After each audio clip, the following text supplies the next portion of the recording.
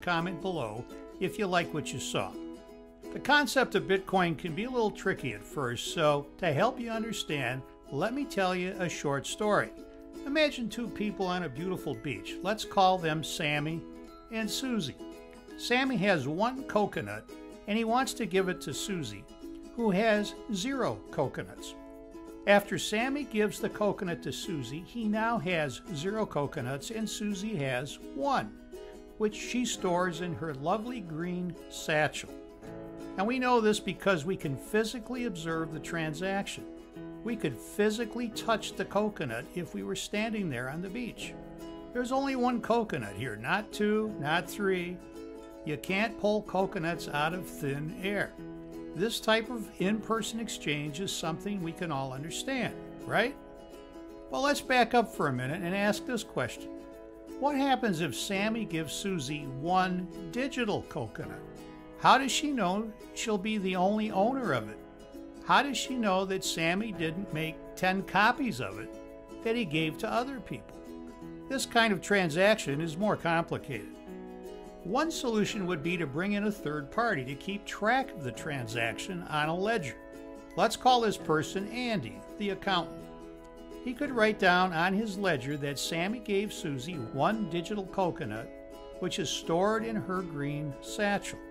That way someone is keeping track.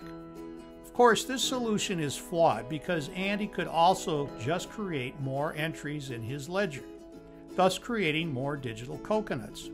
There's no trust in this scenario, so this solution doesn't work. But what if there were 10 accountants in charge of keeping track of this transaction? What if all 10 had copies of the exact same ledger? Now we're getting somewhere.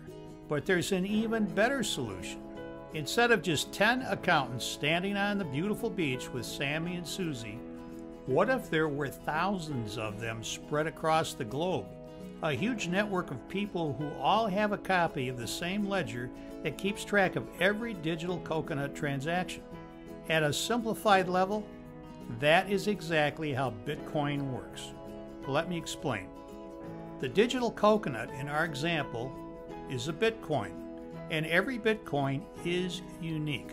The satchel that Susie used to store her digital coconut is called a wallet, and every wallet is unique. The accountants spread across the world are called miners.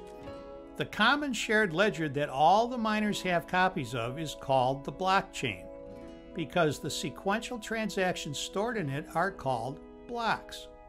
Blockchain is actually more than just a simple ledger, as it is the technology that enables Bitcoin to be transferred.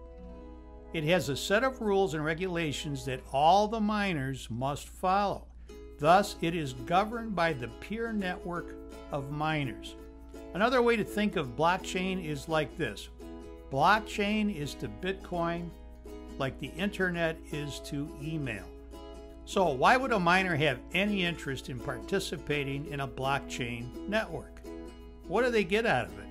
Well, one of the ingenious ideas built into the blockchain rules actually awards Bitcoins to miners who use their computers to solve very complex mathematical equations.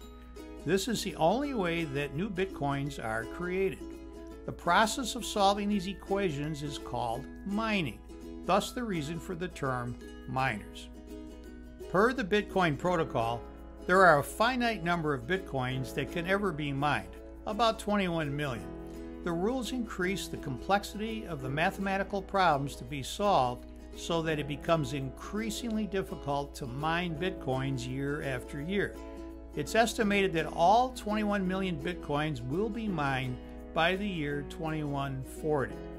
After all Bitcoins are mined, the miners will still have an incentive to maintain the blockchain through transaction fees. So there you have it. Just remember the story of Sammy and Susie and the digital coconut, and you'll always understand at a high level how Bitcoin works. If you enjoyed this explanation, please post a comment below. And thanks for watching.